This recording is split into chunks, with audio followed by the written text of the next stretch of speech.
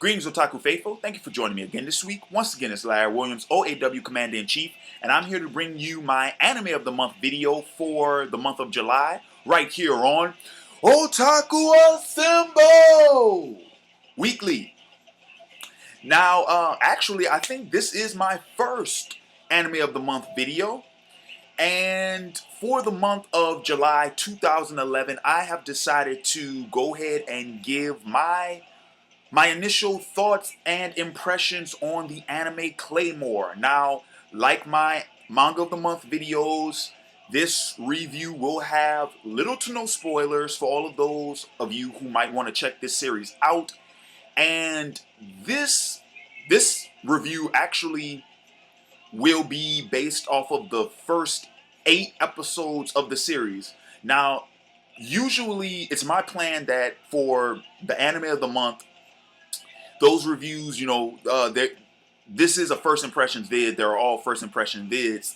But it was my initial intention that the anime of the month reviews be based off of like the first 3 episodes.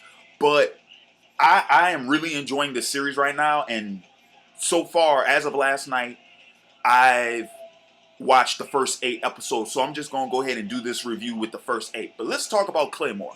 Now, Claymore is based off of a dark fantasy manga series written by Norihiro Yagi, and originally appeared in Monthly Shonen Jump, but then for a brief time it was, or rather, yeah, it originally premiered in Monthly Shonen Jump, and then when the magazine got canceled, it was temporarily moved to Weekly Shonen Jump. But now I think that it is, right now it's in Jump Square because it's still an ongoing series. So, with that said, now as far as the anime series is concerned, the anime series has already completed and it has 26 episodes, so that's about like 2 seasons. And it is currently, licensed and being licensed, distributed, and being shown in the States by Funimation, because I think that it's currently airing on the Funimation network, on the Funimation channel. But like I said, licensed, distributed, and dubbed by Funimation. So, what the a quick synopsis of what the story is about. The anime is about a female warrior named Claire, and Claire is a Claymore. What a Claymore is a Claymore is a warrior who is a member of an organization whose duty is to travel from town to town, ridding the world of Yoma. And what Yoma are pretty much demons, and what they do is they feed on humans, and they have the ability to transform into humans. They can transform into humans, and they can disguise themselves within towns and within cities. And that's how they hunt. That's how they stalk their prey. They take the form of humans within the general population, and they feed on them when they get the chance. And it is the job of the Claymore to go from town to town to locate the Yoma and then eradicate them. And upon doing so, they just move on to the next assignment, in which case the town is then liable to pay for the Claymore service once the representative of the organization comes to collect the fee.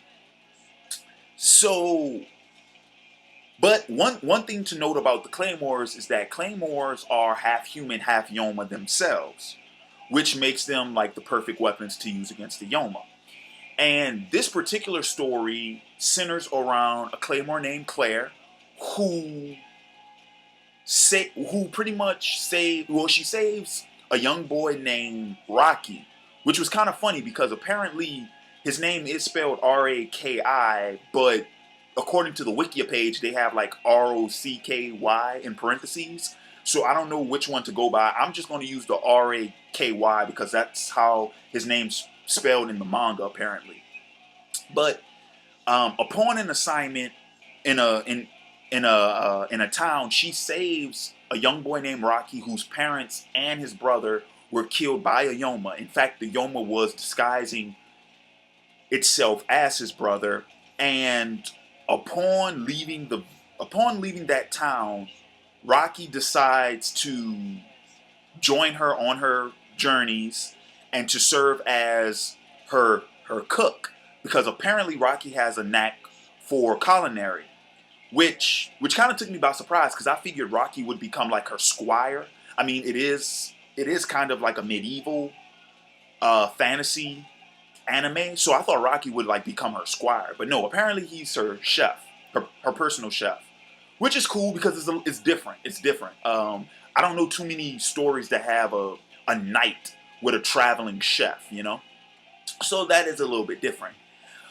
Now, the reason why, I mean that pretty much does it for the synopsis, and the reason why I say that is because I have yet to get into the main plot of the story, because let me tell you why.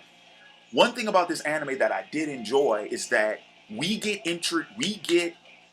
the main character's backstory very early in the series, because for the most part the first 4 episodes are Claire and Rocky traveling and doing, I think they have like we see them do 3 assignments, and that's including the assignment where she meets Rocky.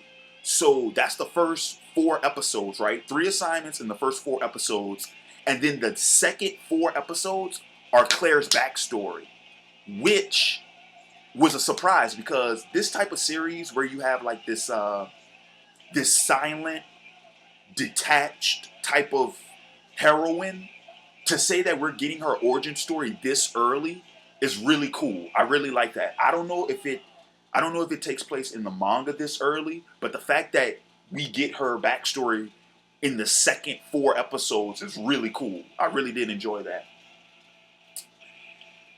So with that said, like I said, I have yet, I think so far, like I said, I've only seen the first 8 episodes, and I'm pretty sure that the main conflict will reveal itself within the next few episodes. But one thing to note is I think we have been introduced to the main villain within the first 8 episodes, and that's just because the character of Priscilla, I think she might be the main villain, and if so, she makes for a very interesting villain. So with that said, yeah, let's get into like the characters, because let's get into the characters. Now, the character of Claire, like I said, she's like the silent, this, detached heroine, the one with, a hidden past and that type of jazz. But I like Claire. She's cool. I really, like I said, I really do enjoy. One thing about this series that caught my attention from Jump Street is the fact that all of the warriors, for the most part, in the series are female, and I really do enjoy that, because there aren't too many series. Number one, there aren't too many series with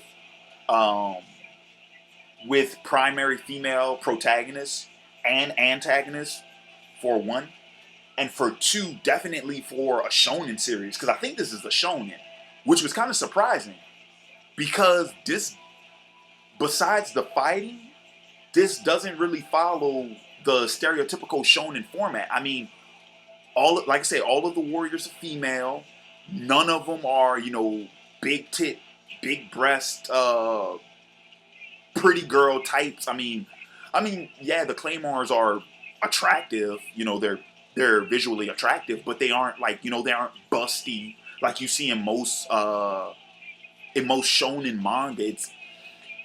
The female characters do not feel as if they're being exploited, is what I'm saying, and that's what I really enjoy. Like, it seems like the mangaka for this series like really did give a damn about his characters, Oh, and they're highly intelligent. That's another thing.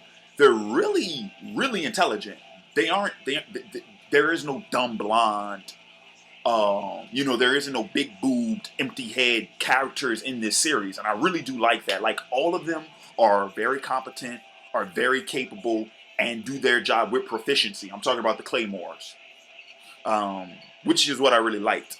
But and Claire is no exception. Claire is very intelligent.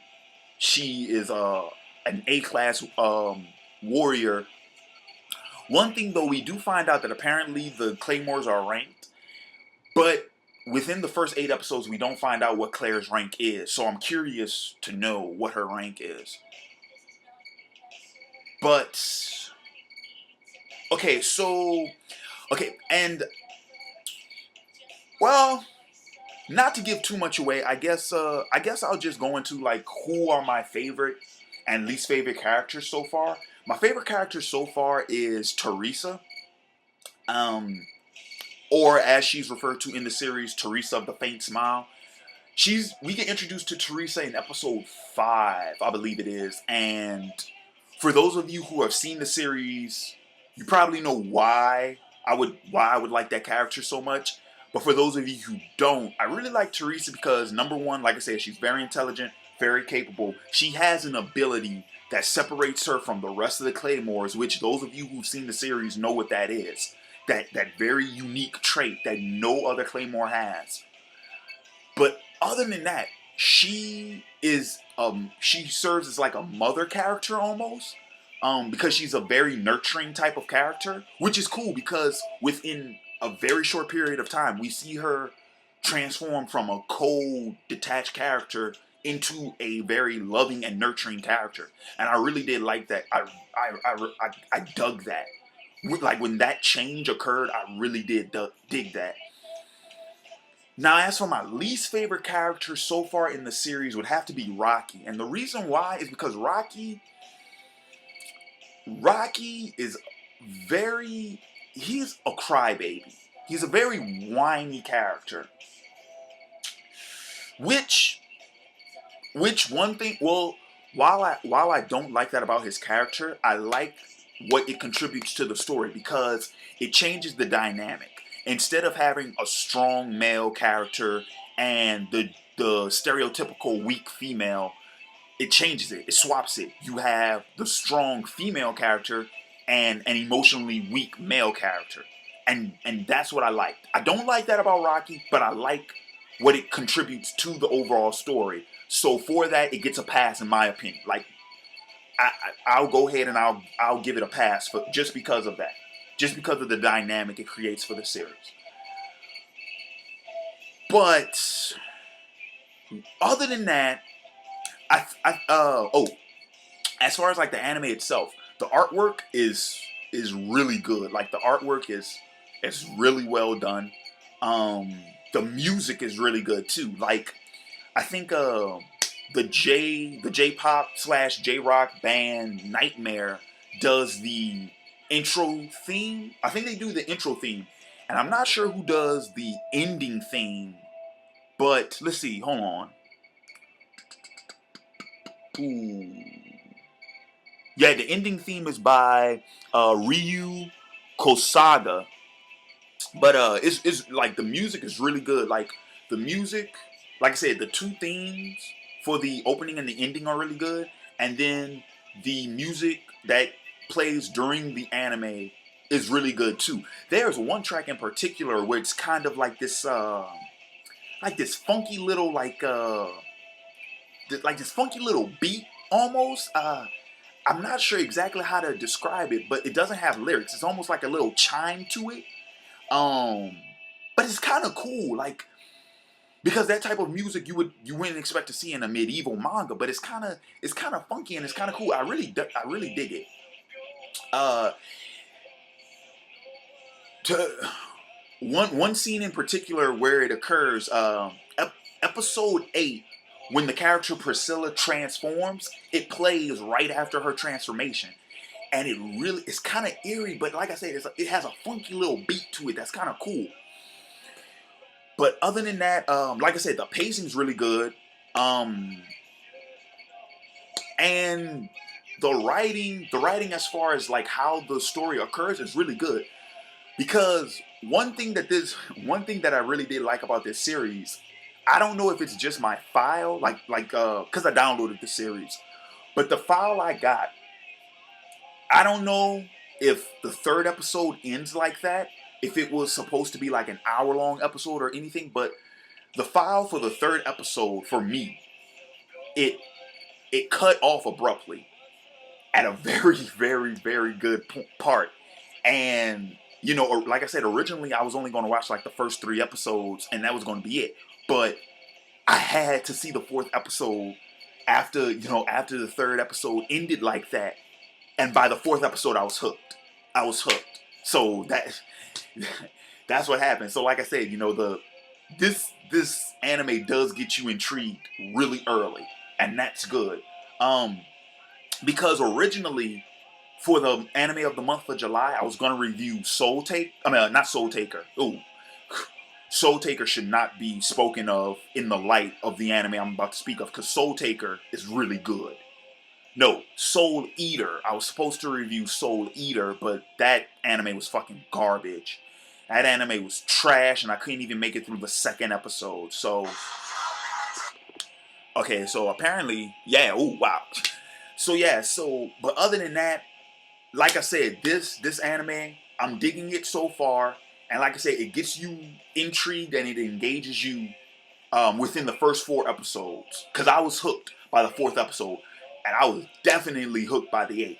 By the eighth episode, I was like, "Oh no!" I'm gonna watch some episodes. I'm gonna watch some episodes when I'm done with this. When I'm done uploading this video, I'm gonna watch some more. So, with that said, I'm gonna go ahead and wrap up this review, guys. Thanks for joining. Well, guys and gals, can't forget the ladies. Thanks for joining me again this week. As always, comment, rate, subscribe. But that'll do it for me this week. Wrapping up this week's videos. I apologize if this video was a little coherent, but it's pretty late at night and I had a long day. So, but with that said, this is Larry Williams, OAW Commander-in-Chief. I'm signing off and I will catch you all later. Peace.